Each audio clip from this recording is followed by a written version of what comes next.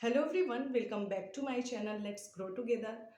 जो भी एस्पिरेंट्स अभी टीआरई 4 की प्रिपरेशन कर रहे हैं, जिनके मन में अभी ये कन्फ्यूज़न बना हुआ था कि टीआरई 4 आएगा भी या नहीं आएगा, तो कल की न्यूज़ से ये कंफर्म हो चुका है और उनकी ये कन्फ्यूज़न भी दूर हो चुकी है कि टीआरई 4 आपको 100% देखने को मिलेगा, जो कि मई महीने में आपको देखने को मिलेगा। और अभी जब मैं ये वीडियो शूट कर रही हूँ तो कुछ टाइम पहले ही जेडीयू के ऑफिशियल ट्विटर हैंडल से ये ट्वीट भी देखने को मिला है कि जो टीआरई 4 की बहाली प्रक्रिया है वो मई महीने से शुरू कर दी जाएगी।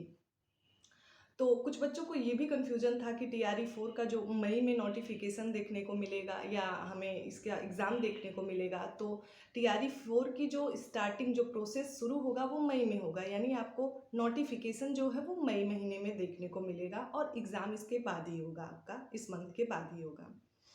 तो जो भी एस्पिरेंट्स अभी टीआरई 4 की प्रिपरेशन कर रहे हैं उनके लिए शायद ये आखिरी मौका हो। आप इस मौके को अपने हाथ से जाने मत दीजिए। आप अपना टाइम वेस्ट किए हुए एकदम अपनी पढ़ाई में लग जाइए, क्योंकि आपके पास लगभग अब 60 से 70 दिन ही बचे हुए हैं आपकी प्रिपरेशन के लिए।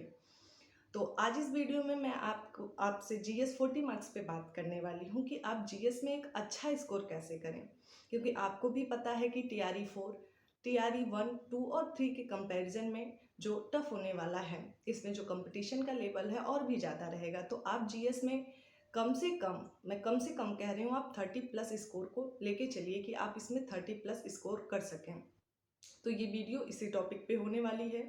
अगर आप चैनल पे नए हैं तो चैनल को ज़रूर से सब्सक्राइब करिए और इस वीडियो के अंत तक जुड़े रहिए। तो चलिए वीडियो में हम आगे बात करते हैं। तो बात कर लेते हैं जीएस पार्ट की।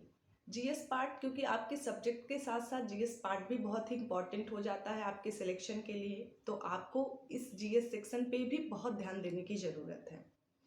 तो जीएस में टोटल नंबर ऑफ क्वेश्चंस जो होते हैं वो 40 होते हैं और ये 5 सब्जेक्ट्स के क्वेश्चन पूछे जाते हैं, जिसमें हमारा जो 5 सब्जेक्ट है ये हमारा भारतीय राष्ट्रीय आंदोलन है, जियोग्राफी है, साइंस है, मैथ है and current affairs. In 5 subject से 8-8 क्वेश्चंस पूछे जाते हैं। इस तरह से हमारे 40 क्वेश्चंस होते हैं। अब एक एक करके इन सब्जेक्ट के बारे में हम बात करेंगे और इनके लिए कौन सी बुक्स इम्पॉर्टेंट हो सकती है ये भी हम देखेंगे। और साथ ही साथ आपको सही रणनीति क्या है इन 60 से 70 दिनों में पढ़ने का, कि आप किस तरह से पढ़ाई करें कि आप एक अच्छा स्कोर कर सकें इसमें। तो चलिए मैं इस वीडियो में बताती हूँ आपको इसके बारे में। तो सबसे पहले बात कर लेते हैं भारतीय राष्ट्रीय आंदोलन के बारे में। तो भारतीय राष्ट्रीय आंदोलन से 8 क्वेश्चंस पूछे जाते हैं और ये जो क्वेश्चंस होते हैं केवल आधुनिक भारत के ही क्वेश्चंस होते हैं। इनमें एंशिएंट हिस्ट्री या मेडाइवल हिस्ट्री नहीं पूछा जाता है।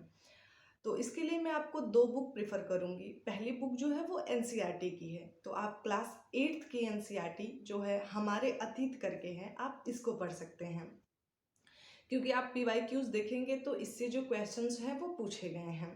तो आपके लिए ये एनसीईआरटी क्लास 8th की जो है हमारे अतीत इम्पॉर्टेंट हो जाती है। और ये केवल इसमें मॉडर्न हिस्ट्री ही दिया हुआ है क्लास 8th की इस एनसीईआरटी में। और बात करते हैं सेकेंड बुक की, तो सेकेंड बुक है हमारा महेश कुमार वर्माल की, जो कि एक एनसीईआरटी बेस्ड बुक ही है। 1 लाइनर की ये बुक है और ये आपके एग्ज़ाम के पॉइंट ऑफ व्यू से आपके लिए बहुत ही इंपॉर्टेंट हो सकती है। तो आप ये 2 बुक मॉडर्न हिस्ट्री के लिए यानी भारतीय राष्ट्रीय आंदोलन के लिए आप पढ़ सकते हैं। और इसमें जो है वो बिहार के इतिहास से भी कुछ क्वेश्चंस पूछे जाते हैं, तो आपको इसके लिए कोई बुक पढ़ने की ज़रूरत नहीं है। क्योंकि अगर मैं बात करूं आपको कि आप एक या 2 क्वेश्चंस मेनली पूछे जाते हैं। अगर आप ये भी पढ़ना चाहते हैं तो आपको मैं ये बुक प्रेफर कर रही हूँ जो बीपीएससी का पूर्वावलोकन है। पीटी के जो पीवाई क्यूज क्वेश्चंस है आप उनको कर लीजिए, क्योंकि यहाँ पे जो दिए रहते हैं बिहार से रिलेटेड जो हिस्ट्री वाले क्वेश्चंस होते हैं आप यहाँ से देख सकते हैं और उनके जो एक्सप्लेनेशन है आप उनको देख सकते हैं। आपके लिए इतना सफिशियंट रहेगा, क्योंकि एक या 2 क्वेश्चंस ही बिहार इतिहास से पूछे जाते हैं। तो ये हो गया भारतीय राष्ट्रीय आंदोलन के बारे में। सेकंड बात करते हैं हम जियोग्राफी के बारे में। तो जियोग्राफी की बात करें तो जियोग्राफी के लिए मैं एक बुक आपको बताऊंगी। एक बुक मतलब मेरा है कि एनसीईआरटी की बुक है ये, क्लास 9th और 10th की। अगर आप क्लास 9th और 10th की बुक पढ़ लेते हैं जियोग्राफी के लिए तो आपके लिए ये बेनिफिशियल होगा आपके एग्ज़ाम के पॉइंट ऑफ व्यू से। आप देखेंगे कि मैक्सिमम क्वेश्चन आपको यहाँ से मिल जाएंगे। तो ज्योग्राफी के लिए ये बुक्स आपके लिए इम्पॉर्टेंट हो जाती है। और मैं अभी लास्ट में ये भी बताऊंगी कि आप क्वेश्चन प्रैक्टिस कहाँ से करें या किन चीज़ों से क्वेश्चन प्रैक्टिस करें, मॉक टेस्ट कैसे लगाएं, या अभी लगाएं या मॉक टेस्ट या ना लगाएं। अब बात कर लेते हैं तीसरे सब्जेक्ट की। जो हमारा तीसरा सब्जेक्ट है वो है साइंस। तो साइंस के लिए अगर मैं इम्पॉर्टेंट बुक बताऊं तो एनसीईआरटी बुक इम्पॉर्टेंट हो जाती है, वो भी क्लास 9th और 10th की। अगर आप क्लास 9th और 10th की एनसीईआरटी पढ़ लेते हैं तो आपके साइंस के लिए जो है ये सफिशियंट रहेगा। और मैं कहूँगी कि जो ये साइंस की बुक अगर आप एनसीईआरटी की पढ़ रहे हैं तो उसमें जो क्वेश्चंस प्रैक्टिस के लिए दिए हुए हैं या उनमें जो एक्टिविटी दी हुई है आप उनको ज़रूर से करिएगा।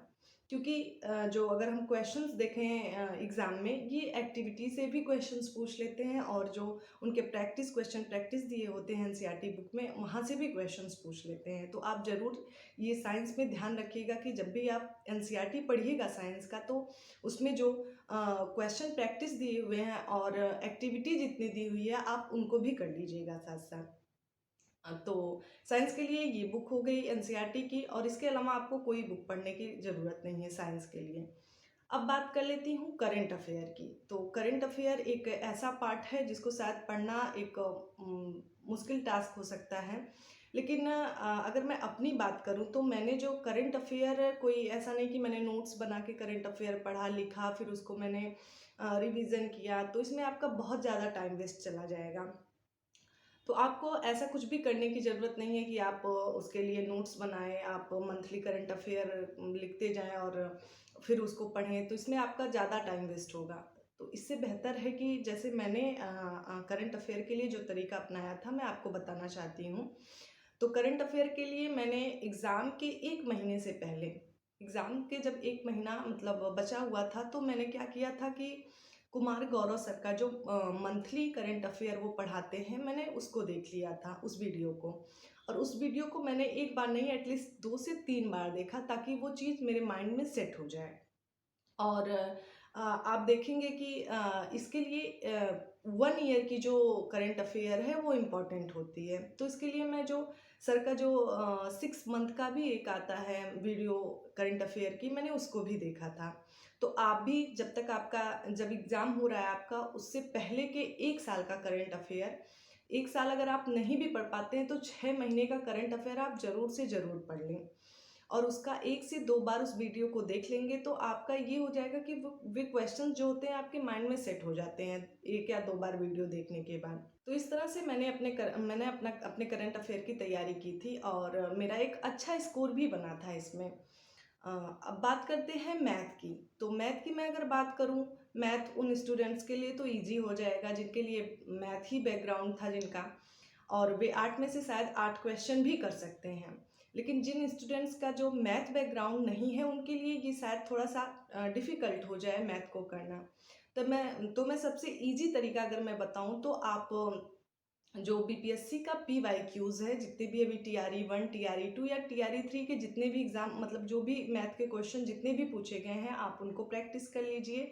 और बीपीएससी पीटी के जितने भी मैथ के क्वेश्चंस पूछे गए हैं आप उनको कर लीजिए। आप देखेंगे कि बीपीएससी में जो क्वेश्चन पूछे गए हैं पीटी के, उनसे भी क्वेश्चन डायरेक्ट उठा के आपको एग्जाम में देखने को दिया गया है।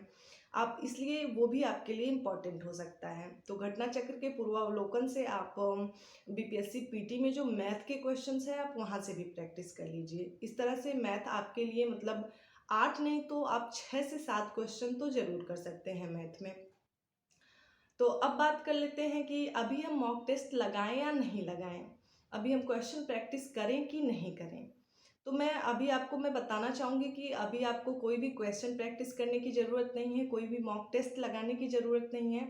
अभी आपका जो ये थ्योरी पोर्शन है आप उसको कंप्लीट कर लीजिए इस 1 मंथ में, लगभग अप्रैल तक कंप्लीट कर लीजिए। फिर उसके बाद आप क्वेश्चन प्रैक्टिस करिए, मॉक टेस्ट लगाइए एग्ज़ाम के 1 महीने पहले या 15 दिन पहले। तो आप इस तरह से अपनी प्रिपरेशन करिए। तो मैंने आज आपको जीएस 40 मार्क्स के लिए एक स्ट्रेटजी बताई कि आप किस तरह से अपनी प्रिपरेशन करिए। और ये तरीका अगर आप अपनाते हैं तो एक सही तरीके से आप जीएस में एक अच्छा स्कोर कर सकते हैं। और एग्ज़ाम के मैं एक बुक और बता रही हूँ आपको, जो अभी मैंने चर्चा किया था पीछे। तो ये बुक जो है ये घटना चक्र की पूर्वावलोकन बुक है। तो ये बुक आपके हिस्ट्री, जियोग्राफी, साइंस और मैथ इन 4 सब्जेक्ट के लिए बहुत ही इम्पोर्टेंट हो सकती है। मैं जीएस पोर्शन की बात कर रही हूँ, तो इसलिए आपके पास ये बुक ज़रूर होनी चाहिए और एग्ज़ाम टाइम के कुछ समय पहले आप इस बुक्स को एटलीस्ट 2 से 3 बार इसमें जितने भी क्वेश्चंस दिए हैं, आप उनको प्रैक्टिस कर डालिए। आप देखेंगे कहीं न कहीं इस बुक से आपको क्वेश्चन जो है आपके एग्ज़ाम में देखने को मिलेंगे। तो इस तरह से आप अपनी प्रिपरेशन करिए। आपके पास अब लगभग 60 से 70 दिन बचे हुए हैं। आप एक सही रणनीति अपनाते हुए आप अपनी प्रिपरेशन करिए ताकि आप एग्ज़ाम में एक अच्छा स्कोर करें और इस एग्ज़ाम में आप अपनी एक सीट सिक्योर कर लें। So thank you for watching. मिलते हैं नेक्स्ट वीडियो में। Thank you.